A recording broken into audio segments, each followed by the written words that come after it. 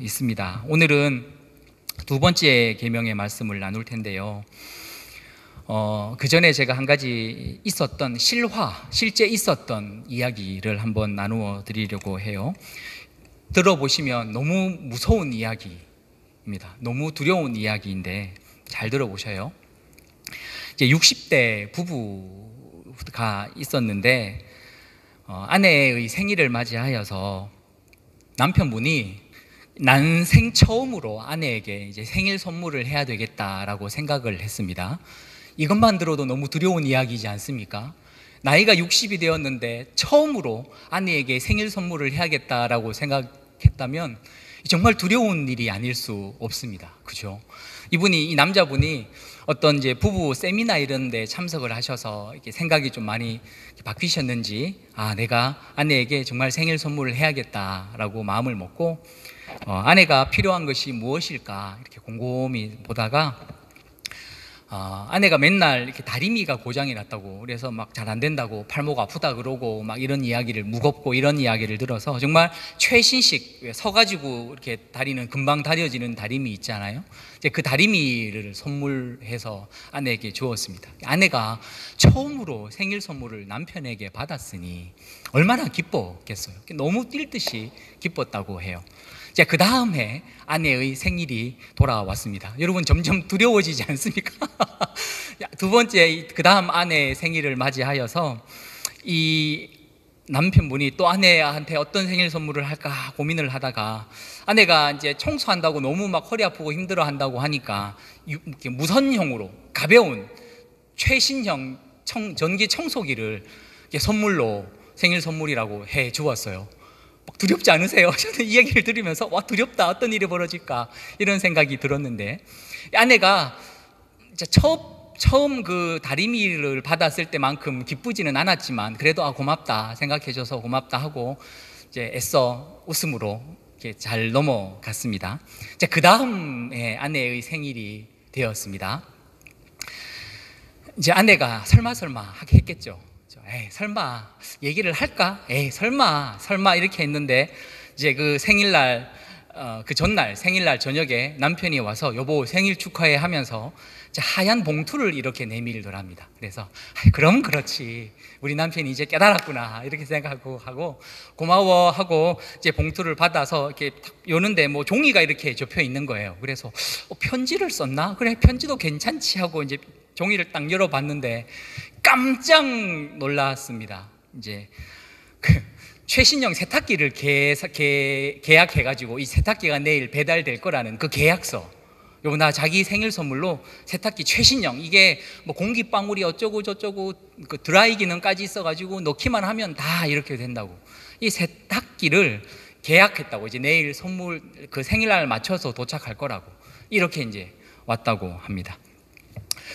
혹시 남편분들 중에 이게 왜 문제인가, 이게 왜 두려운 일인가 라고 생각되시는 분이 있으면 저랑 같이 차를 마시면서 얘기를 좀 하셔야 돼요. 그런데 어쨌든 이제 아내가 어떻게 나한테 생일 선물로 3년 연속 가전제품을 선물로 할 수 있냐고, 내가 무슨 집안일 하는 기계도 아니고 어떻게 계속 집안일이나 하라는 뜻이냐 이러면서 섭섭해했다는 이야기를 이제 제가 직접 들었어요. 이분이, 제가 이제 어느 부부 세미나 이런 데 갔는데 여러분들은 절대로 이런 무모한 짓을 하시면 안 됩니다 하면서 이제 제가 직접 들었던 이야기를 제가 여러분들에게 전해드렸습니다. 아마 이 남편분은 정말 아내를 이제 생각하는 마음으로, 사랑하는 마음으로 이 아내에게 선물을 했을 거예요. 점점 가격도 비싸지잖아요. 그러니까 아낌없이 했지만 의도는 좋았으나 이제 좋은 방법은 이제 아니었던 거죠. 아내가 정말 원하는 게 무엇인가 잘 몰랐기 때문입니다.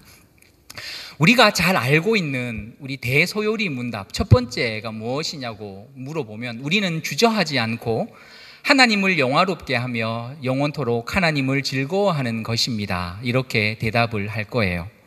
그런데 하나님을 영화롭게 하고 하나님을 즐거워하는 것이 무엇인지 우리가 올바르게 알지 않는다면, 우리는 정말 하나님을 영광스럽게 하기 위해 어떤 행위를 했는데 그 행위가 하나님을 불쾌하게 만들 수 있다는 생각을 우리들이 할 수 있어야 합니다.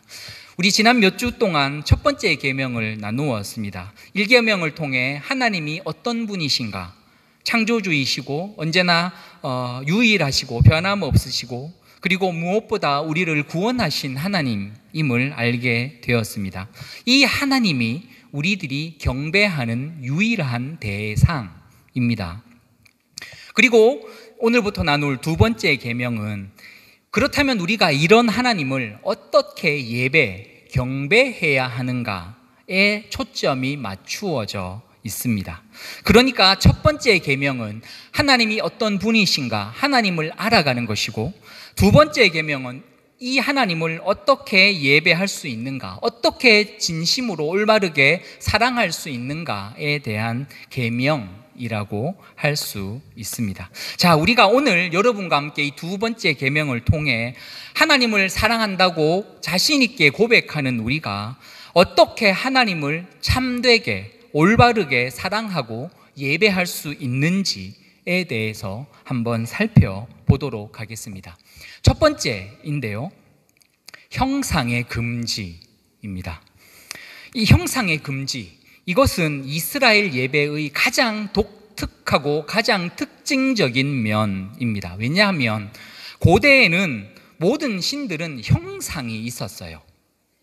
우리가 출애굽할 때 10가지 재앙을 경험했지 않습니까? 이스라엘이 이 10가지 재앙들, 파리, 메뚜기, 독종 이런 것들은 전부 형상들이 있었어요. 왜 이런 걸 형상으로 만들어 놓고 신으로 섬겼겠어요? 사람에게 해를 주는 해충이니까 신으로 섬기면서 자기들에게 해코지하지 말라고 이렇게 섬겼던 것이겠죠. 그리고 이 각 형상들에 따라서 여러분 주특기도 있었어요. 어떤 신은 아이를 낳게 해주고, 어떤 신은 농사 잘 짓게 해주고, 어떤 신은 병을 고쳐주고, 어떤 신은 비를 내리게 하고, 어떤 신은 태양을 비추게 하고, 각 신들마다 자기가 잘 할 수 있는 주 종목들이 이렇게 나누어져 있었습니다. 그런데 여러분, 이 두 번째 계명, 이 하나님께서 형상을 만들지 말아라 라고 말씀하셨을 때 그 형상은 고대 이스라엘 바깥의 이 나라들이 만들었던 그 우상, 다른 신의 형상이 아닌 하나님의 형상을 의미해요. 그러니까 저 가나안의 신들의 형상, 애굽의 신들의 형상을 보면서 우리도 하나님의 형상을 만들자 해서 하나님의 형상이랍시고 그 어떤 형상이라도 본떠서 만들지 말아라는 의미입니다. 왜냐하면 여러분, 그 형상이 하나님을 제대로 설명해 주지 못하기 때문입니다. 그러니까 하나님의 형상이 문제가 되는 것은 이것이 하나님을 나타내기 때문에 문제가 되는 것이 아니라 이 형상이 하나님을 완전히 나타내지 못하기 때문에 문제가 되는 것입니다. 하나님의 지극히 작은 일부만 드러내면서 이것이 완전한 하나님인 것처럼 이렇게 드러내는 오류를 범하기 때문입니다. 이것은 하나님의 명예를 손상시키는 것입니다. 대표적인 예가 이스라엘이 광야에서 만든 금송아지예요. 여러분, 금송아지를 볼 때 여러분들은 뭐 느끼세요? 이 금송아지가 거룩하구나. 자비롭구나. 이 금송아지는 도덕적으로 완전하고 선하시구나 하는 것을 느끼세요? 아니에요. 이스라엘 백성들이 이 금송아지가 우리를 인도해낸 하나님이다 라고 만들었지만 이 금송아지는 하나님의 완전하심, 하나님의 전능하심, 하나님의 사랑 많으심, 하나님의 참으시고 인자하신 이 모든 성품들을 전혀 반영할 수 없는 그냥 금덩어리에 불과해요. 생명이 없어요. 사람이 만든 것이니까요. 생명이 없는 이 금덩어리는 생명으로 충만하시고 모든 것을 할 수 있는 하나님을 전혀 대변할 수 없어요. 그래서 여러분, 이 이스라엘이 금송아지 앞에서 어떻게 했습니까? 어떻게 예배했습니까? 뛰어놀았다라고 표현하고 있어요. 각종 자극적이고 음란한 이런 행위를 하면서 그들은 하나님을 예배했어요. 왜냐하면 그들은 금송아지를 보면서 거룩을 떠올리지 않았어요. 그들은 금송아지를 보면서 의로우시고 정의로우신 하나님을 생각해낼 수 없었어요. 그저 금 송아지를 보면서 애굽 사람들이 했던 그대로 뛰어놀며 자극적이고 성적인 흥분을 이렇게 표현하며 이 신들을 흥분시키고 자극하는 행위만 할 수밖에 없었습니다. 왜냐하면 이 금 송아지가 하나님에 대한 잘못된 이미지를 심어주었기 때문이죠. 그래서 여러분, 눈에 보이는 형상은 눈에 보이는 어떤 우상들보다 위험해요. 저는 지난주에도 말씀드렸지만 여러분이 저 부처님 앞에 가서 이분이 우리를 구원하신 하나님이다 라고 예배할까 봐 전혀 걱정하지 않습니다. 저는 이 부처님 배를 이렇게 만지면서 했다 배부른 부처님, 우리 하나님이 이런 분이시구나 이렇게 오해할 거라고 저는 그렇게 생각하지 않아요. 그러나 여러분, 지금까지 우리가 경험하고 체험으로 만난 개인적인 하나님이 우리 생각 속에 어떤 이미지로 고착화되어서 하나님 하면 이런 분 하고 딱 그 이미지로 굳어져 버린다면 그 이미지는 언제나 금송아지로 변질될 수 있습니다. 여러분, 이런 적 없으세요? 어떤 사람이 하나님, 내가 만난 하나님이 이런 분이다라고 얘기했을 때 하나님 그런 분 아니지, 하나님은 이런 분이야 라고 이렇게 자신 있게 하나님에 대해 소개한다고 했지만 내 생각 속에, 내 관념 속에 머물러 있는 어떤 하나님에 대해서 고집했던 적은 없으십니까? 지금 우리가 루터교회에서 예배드리고 있잖아요. 루터교회는 우리 개신교회들 중에서도 이런 형상과 상징들이, 눈에 보이는 형상들이 참 많이 있습니다. 칼빈은 모든 형상들을 금지했거든요. 그런데 루터는 이런 형상들이 신격화되지만 않는다면 유익할 것이다 이렇게 해서 허용하였어요. 그래서 루터교회는 개신교회 중에서는 이런 각종 보이는 형상들, 십자가 이런 것들이 많은 편에 속합니다. 우리 여기 십자가, 이쁜 십자가 있잖아요. 여러분은 이 십자가를 보면 무엇을 떠올리십니까? 저도 십자가를 이렇게 한참 보고 있으면 왠지 마음이 뭉클하고 눈물이 나요. 그러니까 한참 보고 있어야 돼요. 마음이 완악해가지고 그냥 보면 눈물이 안 나고 한참 보고 있어야 겨우 눈물이 나요. 예수님의 죽으심, 나를 위해 고난당하셨다, 이게 자꾸 떠오르니까요. 이제 어느 날이었는데 고난주간이었습니다. 오래전에요. 예수님께서 잡히시고 운명하신 그저 목요일부터 시작해서 금요일까지 제가 금식을 하기로 결정을 했습니다. 일주일 내 하기는 조금 자신이 없고 이제 목요일 점심부터 해서 그 금요일 저녁까지 내가 좀 금식을 해야겠다 생각하고 있었는데, 원래 금요일 저녁까지 금식을 해야 되는데 금요일 한 3시쯤 되니까 막 배가 너무 고픈 거예요. 참을 수 없을 만큼 너무 고픈 거예요. 고민을 했죠. 조금만 더 참으면 저녁이고 빨리 자면 되는데 좀 참지 이러다가 이제 마음이 이제 합리화가 되잖아요. 그래, 어차피 예수님은 학자들에 의하면 금요일 2시에서 3시경 운명하신 걸로 나와 있다. 그러니까 이미 운명하신 시간 그 이후에니까 괜찮겠지 생각하고 3시쯤 지나서 제가 이제 라면을 하나 끓여 먹었습니다. 이제 배고플 때 먹는 라면은 여러분 정말 보약이지 않습니까? 허겁지겁 라면에 밥 한 그릇 말아서 먹고 이제 땀이 조금 나면서 금식을 해서 그런지 좀 졸리더라고요. 그래서 제가 낮잠을 조금 청해볼까 하고 이제 침대에 이렇게 누웠는데, 그때 제 침대 맞은편에 벽에 제가 작은 나무 십자가를 하나 걸어놨었거든요. 눈 뜨면 십자가 보고 눈 뜨고 자기 전까지 십자가 보고 자자, 이런 뜻으로 십자가를 걸어놨는데 순간적으로 그 십자가를 보는데 제 마음이 너무 불편한 거예요. 아니, 지금 예수님이 오늘 나를 위해 죽으셨는데 내가 저녁까지도 금식하는 걸 못 참고 이 라면을 먹고 배불러 가지고 지금 낮잠을 자려고 누워있는 이 내 모습을 보는데 십자가 앞에서 너무 민망하고 부끄러운 거죠. 예수님 나를 위해 오늘 죽으셨는데 내가 이 배고픈 것도 못 참나 하는 생각에 막 스스로의 자괴감과 죄책감이 확 이렇게 밀려왔습니다. 십자가 앞에서 제가 또 눈물을 한 방울 흘리면서 회개했죠. 주님, 제가 이거밖에 안 됩니다. 예수님 죽으셨는데 저 십자가에 달려가지고 얼마나 고난당하셨는데 내가 요 잠깐을 못 참고 라면 먹고 좋다고 배불러가지고 낮잠 자려고 이렇게 누웠습니다. 이렇게 제가 회개의 기도를 드렸습니다. 그때 여러분 제 마음속에 질문이 한 가지가 쓱 떠올랐어요. 질문이 생긴 거죠, 저에게. 야, 너는 이 예수님의 십자가가 예수님이 당하신 인간적인 아픔 그리고 고통만 기억나게 하느냐라는 질문이 저에게 딱 떠올랐어요.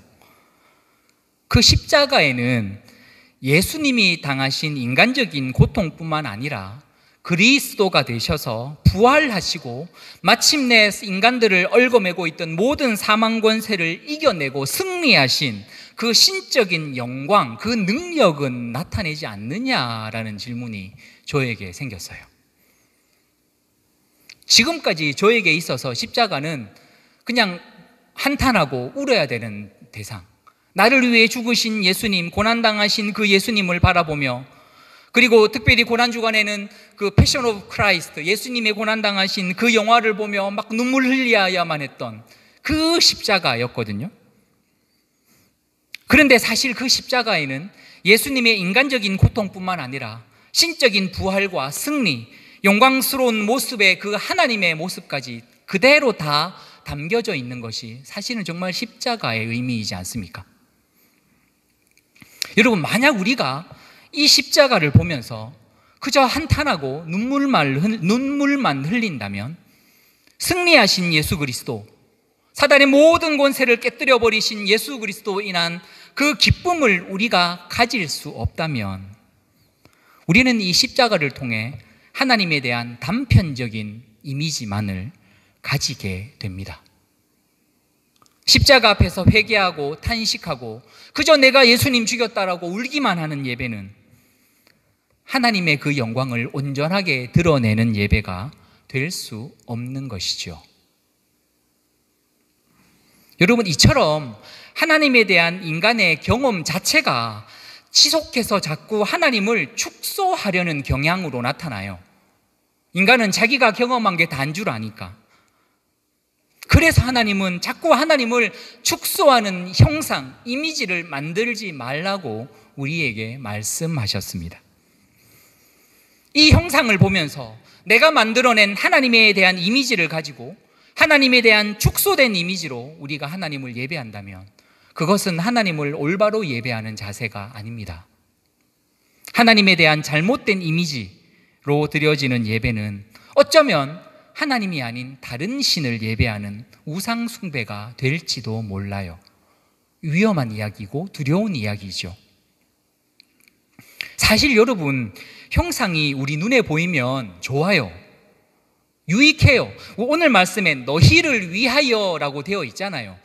형상을 만들면 우리에게 유익해요. 도움이 돼요. 우리에게 좋으니까 형상을 만드는 거겠죠.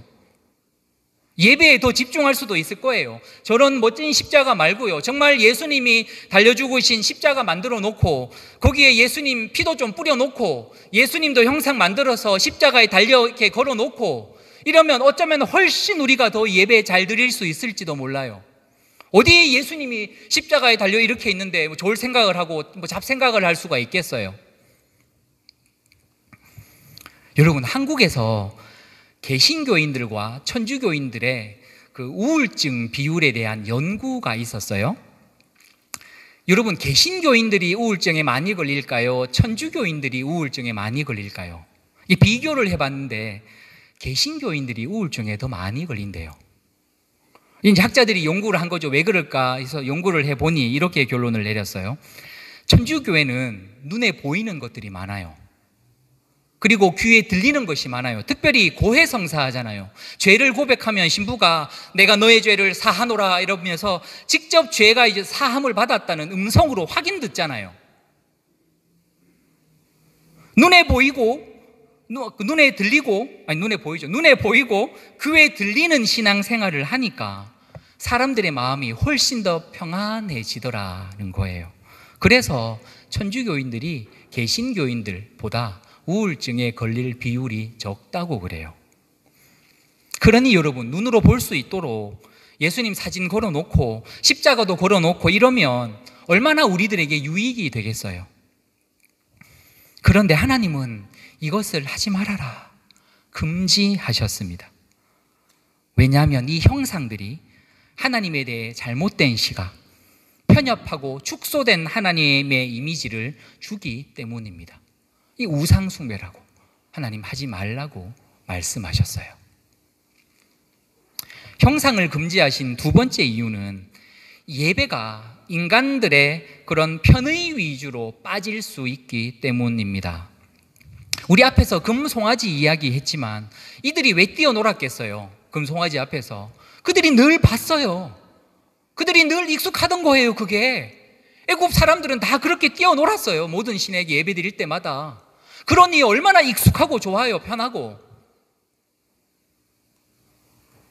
구약의 열왕기나 혹은 역대기를 보시면 좋은 왕들에 대한 기록들이 있어요. 그 왕에 대한 칭찬이 자자하다가 마지막에 보면 그러나 산당만은 제거하지 못하였더라 라는 구절이 항상 나올 때가 있습니다. 이 하나님이 성전이 건축되어지고 난 다음에 이스라엘에게 주신 예배의 원칙은 성전에서 드리는 예배였어요. 아무리 멀어도 성전에 와서 예배 드려야 했어요. 그런데 시간이 지나면서 사람들은 자기가 사는 곳 주변에 따로 예배 드릴 산당을 세우기 시작합니다. 아니, 집 가까이서 하나님 예배 드리면 좋지, 편하고 언제든 가서 예배 드릴 수 있고. 그런데 이 산당이 나중에 이방 우상들이 들어왔을 때 거기에 우상을 갖다 세워놓고 우상을 예배하기도 하고, 혹은 그 우상이 하나님인 양 하나님을 예배하는 아주 혼잡한 장소로 변질이 됩니다. 하나님이 여러분 금지한 것을 하였을 때 이 예배는 하나님을 위한 예배가 아니라 너희를 위하여, 하나님이 아닌 사람을 위하여 사람의 편의를 따라 드리는 예배로 변질될 수 있습니다. 여러분, 종종 우리가 이런 질문을 할 때가 있잖아요. 어떻게 하면 그래도 좀 더 많은 사람들이 우리 예배에 함께 와서 예배 드리게 할 수 있을까? 이런 고민을 할 때가 있어요.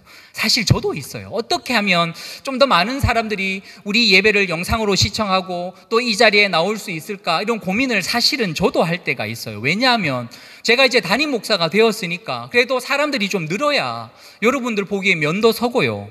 여러분도 또 사람들이 많이 있을 때 함께 예배 드리면 뭔가 힘도 좀 더 나는 것 같고 정말 예배 잘 드릴 수 있을 것 같은 생각을 할 때가 있잖아요. 그런데 여러분, 이 질문이 잘못된 거죠. 아니, 그러니까 잘못되었다기보다도 먼저 해야 할 질문을 건너뛰고 다음 질문을 한 거예요.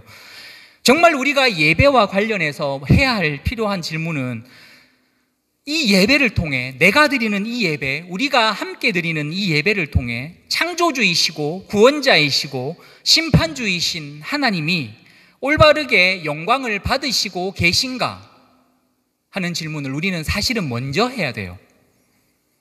하나님의 말씀의 권위가 완전히 밑바닥으로 떨어진 이 시대에 어떻게 우리가 이 말씀 앞에 엎드려 굴복하고 이 말씀에 순종할 수 있을까?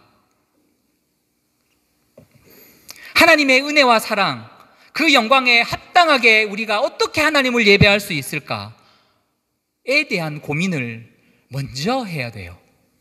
그런데 많은 교회가 이 두 번째 후자의 고민보다 전자의 고민을 먼저 해요.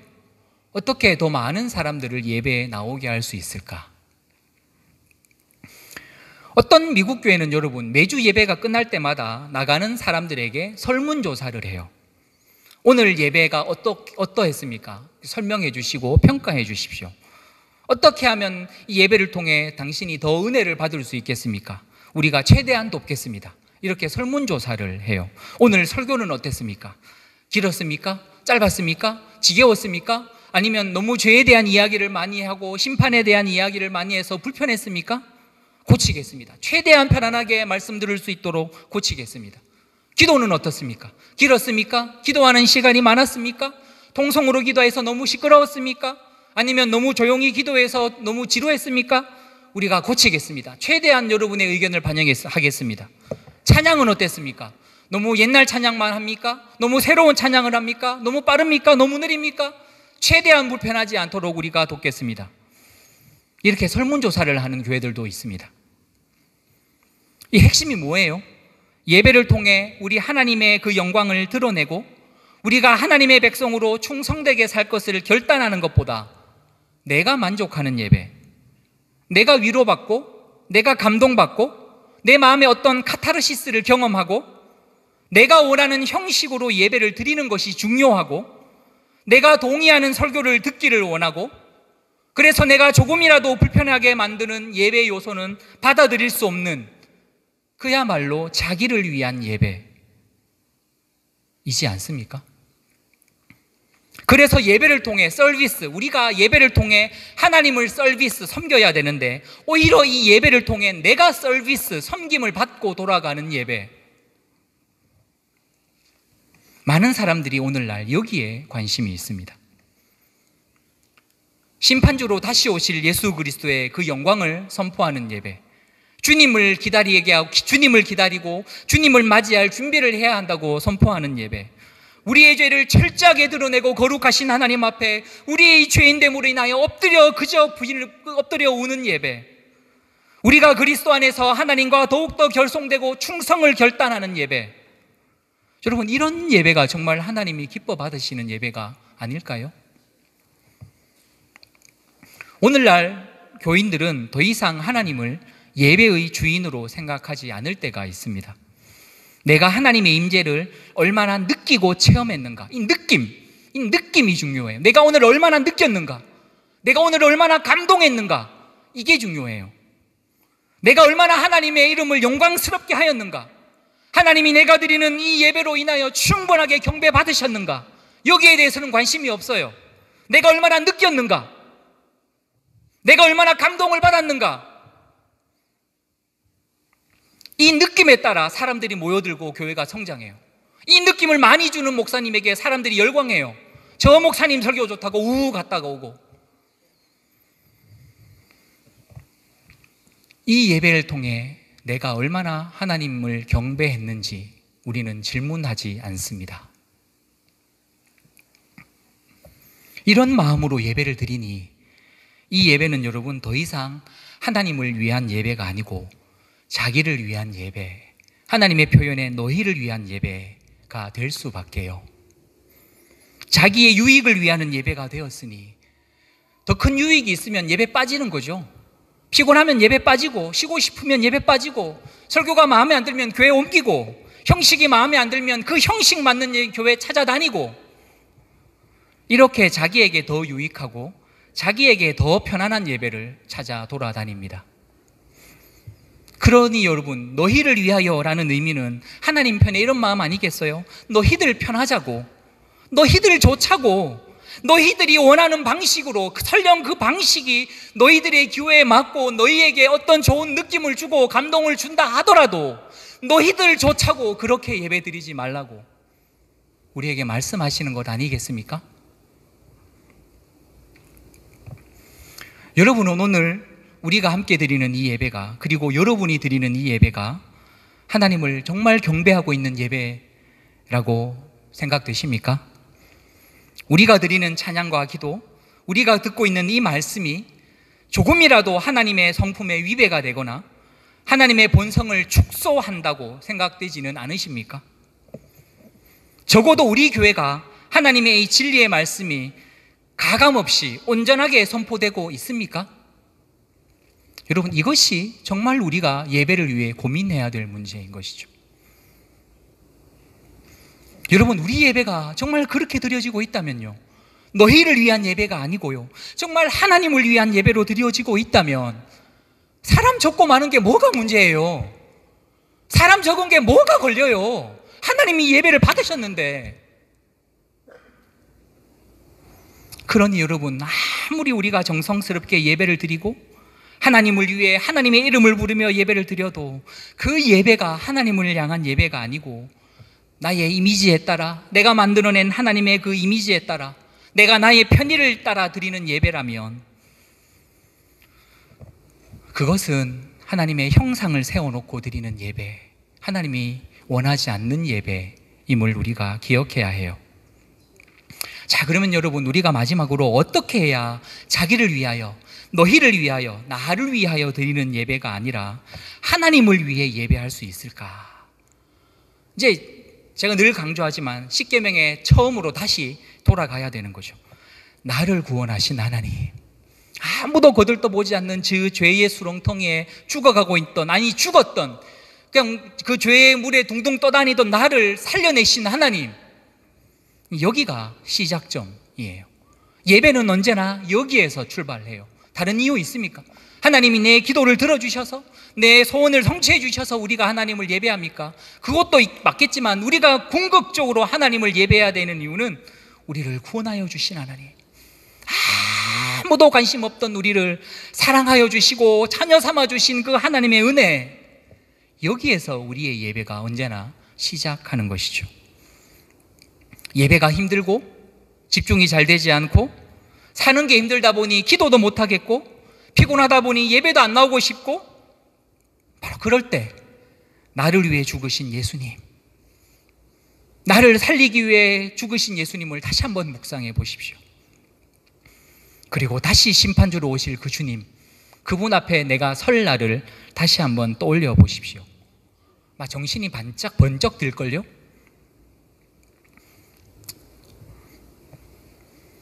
두 번째로 우리가 어떻게 하나님을 참되게 예배할 수 있을까요? 바로 하나님의 말씀이 이 예배를 다스리도록 해야 합니다. 이스라엘 백성들이 그 시내산에서 십계명을 받을 때 하나님을 본 사람은 아무도 없었어요. 모세가 하나님을 보여주십시오 해가지고 하나님의 뒷모습을 살짝 봤잖아요. 살짝 봤는데 요한복음에서 요한은 본래 하나님을 본 사람이 아무도 없으되라고 말씀하셨거든요. 요한은 이 모세가 하나님을 본 걸 안 쳐준 거예요. 그건 안 본 거랑 같다. 모세가 아무리 하나님의 이 하이라이트를 봤다고 하지만, 뒷모습을 봤다고 하지만 그거는 안 본 거다. 하나님의 그 정말 조그만 걸 본 거, 그거는 안 본 것과 같다. 요한은 모세가 하나님을 본 거 안 쳐준 거죠. 이스라엘 백성들이 십계명을 받을 때 유일하게 그들이 들었던 것은 하나님의 말씀이었어요. 만약에 하나님이 너희를 내가 더 믿게 해주마 하고 어떤 형상들을 막 보여주셨으면 어떻게 되었을까요? 과연 그들은 십계명을 잘 지켰을까요? 아니요. 산에서 내려오자마자 금송아지 내팽개치고 그 형상 만들었겠죠. 이 형상이 하나님이다. 이스라엘이 시내산에서 유일하게 경험했던 것은 하나님의 형상이 아닌 살아계신 하나님의 말씀이었습니다. 그래서 여러분, 하나님은 이미지나 형상이 아닌 오직 하나님의 말씀만으로 하나님 자신을 우리들에게 계시하여 주십니다. 그러므로 예배의 모든 내용과 형식은 하나님의 말씀이 중심이 되어야 합니다. 우리 예수님은 이것을 영과 진리로 드리는 예배라고 설명하셨어요. 영, 성령 하나님의 임재하심 가운데 진리, 육신이 되어 이 땅에 오신 그 진리의 말씀 안에서 우리는 하나님을 예배할 수 있습니다. 왜냐하면 말씀이 육신이 되어 오신 예수 그리스도, 그분만이 보이지 않는 하나님의 형상이며 예수 그리스도의 말씀 없이 하나님을 설명할 수 있는 방법이 없기 때문입니다. 예배의 핵심은 여러분, 우리의 느낌도 아니고 우리의 감정도 아니고 우리가 어떤 감동을 받았는가도 아니고 이 하나님의 말씀이 하나님을 우리들에게 올바로 계시하여 주셨고 그 계시하여 주시는 그 말씀 가운데 우리가 아멘 하며 그 말씀을 받아들이는가, 저는 여기에 참된 예배가 달려 있다고 믿습니다. 물론 오늘날 많은 사람들이 예배 드릴 때 감동, 느낌을 중요하게 생각하니까 이 자리에 우리들도 그것에 영향을 받을 수밖에 없다고 생각이 듭니다. 그러나 여러분, 오늘 저는 이렇게 믿습니다. 적어도 우리가 하나님의 그 진리 안에서 찬양했고 진리 안에서 기도했습니다. 지금 이 진리의 말씀을 들으며 주여 외치며 아멘 하고 그 말씀을 받아들이셨습니다. 이 음성이 여러분 한 사람 한 사람에게 들려주시는 하나님의 말씀이라 받아들이고 아멘 하였습니다. 이것이 예배예요. 이것이 예배예요. 내가 설령 아무것도 느끼지 못했다 하더라도, 어떤 감동도 받았지 못했다 하더라도 그 말씀 앞에 아멘 하면 그것이 예배가 되는 것입니다. 여러분, 저는 오늘 우리 예배가 느낌, 감동보다 하나님의 이 하나님 되심이 이 진리의 말씀을 통해 올바르게 선포되어지는 예배가 되기를 간절히 소망합니다. 말씀 앞에 엎드려 순종을 다짐하고 결단하는 예배가 되기를 소망합니다.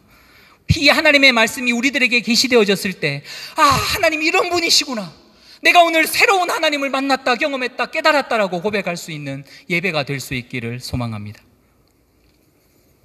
무엇보다 나를 구원하신 하나님, 죄와 허물로 죽었던 나를 살려내셔서 하나님의 기이한 빛 가운데 불러주시고 초청하여 주시고 하나님의 자녀 삼으신 우리 하나님을 온 마음을 다해 감사하며 경배하며 영과 진리 안에서 우리의 자신을 하나님께 올려드리는 그 예배가 될 수 있기를 주님의 이름으로 간절히 축원드립니다.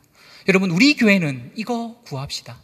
다른 사람들은 감정, 느낌, 내가 뭘 감동받았는가 이렇게 생각할 때 우리는 과연 하나님이 이 예배 오늘 받으셨는가, 하나님이 영광 받으셨는가, 하나님이 합당하게 높여지셨는가, 우리는 이것만 생각하십시다. 그러면 하나님 우리에게 은혜 주시지 않으시겠어요? 못 주실 게 뭐가 있으시겠어요, 하나님이 우리에게.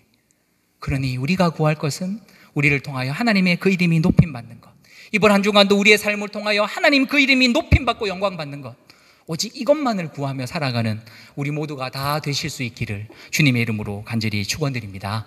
함께 기도하십시다.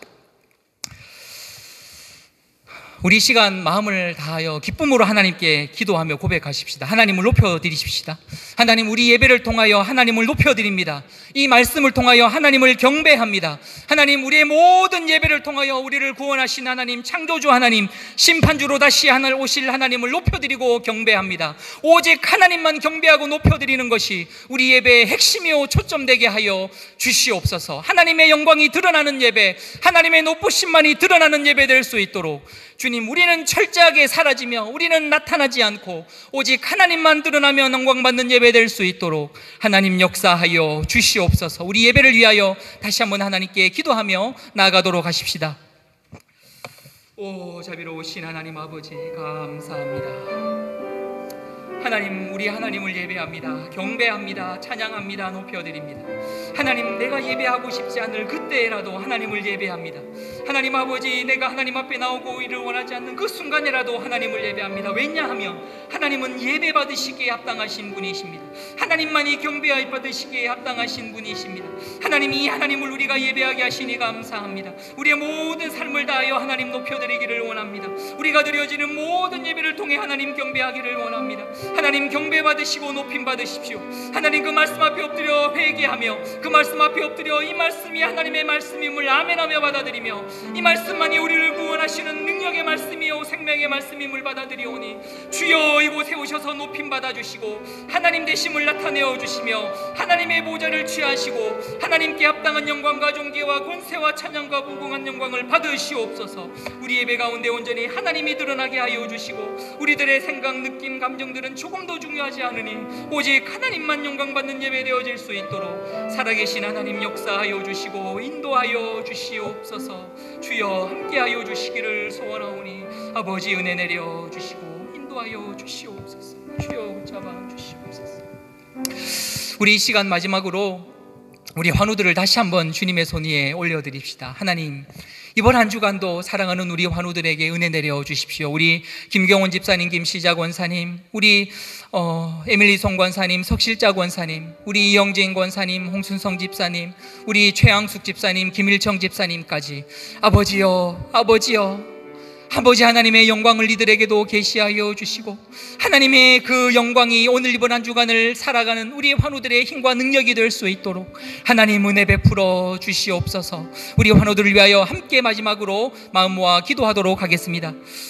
하나님 아버지, 하나님 아버지, 하나님 아버지, 하나님 아버지, 감사합니다. 사랑하는 우리 환우들을 하나님의 손 위에 올려드립니다. 그 하나님의 영광으로 이들을 사로잡아 주시옵소서. 하나님, 그 사랑으로 우리를 압도하여 주시옵소서. 하나님 아버지 앞에 어떻게 감히 고개 들고 예배할 수 있습니까? 어떻게 하나님 앞에 아버지 하나님 찬양하며 예배할 수 있습니까? 아버지 하나님, 그들의 침상에서라도 감당할 수 없는 하나님의 그 은혜를 그들이 겪고 있사오니 하나님 아버지, 그 은혜를 기억하며 그 영광 가운데 나아가 하나님 예배하게 하여 주시고 그들의 연약한 욕심보다 하나님의 영광이 더 중요하게 여기게 하여 주시고 그들의 고침과 그들의 나음보다 아버지 하나님의 영광이 하늘 위에 높아지는 것이 그들의 삶의 유일한 소망이 될 수 있도록 하나님 아버지, 하나님 아버지 역사하여 주시옵소서. 함께하여 주시옵소서. 하나님, 이 시간 영과 진리로 하나님을 예배하게 하시니 감사합니다. 하나님, 우리가 하나님을 예배하였습니다. 하나님의 높으신 이름을 찬양하고 경배하였습니다. 하나님, 그 영광으로 이 시간 우리를 압도하여 주시옵소서. 하나님의 그 사랑으로 이 시간 우리를 사로잡아 주시옵소서. 이번 한 주간도 그 사랑의 능력으로, 하나님의 그 압도된 영광으로 우리를 인도하여 주시옵소서. 그리하여 하나님, 이번 한 주간 우리의 모든 삶의 소망이 우리를 통하여 하나님의 이름이 높임을 받으시며, 우리의 모든 말과 행동을 통하여 살아계신 하나님이 영광 받으시며, 이번 한 주간도 우리를 통하여 영광 받으시는 하나님으로 인하여 우리들이 기뻐하며 살아갈 수 있도록 주님 도와주시옵소서. 하나님, 예배의 주인이신 하나님, 우리의 예배의 유일한 대상이신 하나님, 이 시간 오직 하나님만 드러내 주시니 감사합니다. 우리들의 생각, 우리들의 느낌, 우리들의 감정은 조금도 드러나지 않게 하여 주시고, 우리를 죄에서 구원하신 아버지 하나님의 크신 은혜만이 온전하게 나타나는 예배 될 수 있도록, 하나님을 위하여 드리는 예배, 하나님만을 만족시키는 예배 될 수 있도록 이 예배 가운데 함께하여 주시옵소서. 감사드리오며 살아계신 예수님 이름으로 기도하옵나이다. 아멘.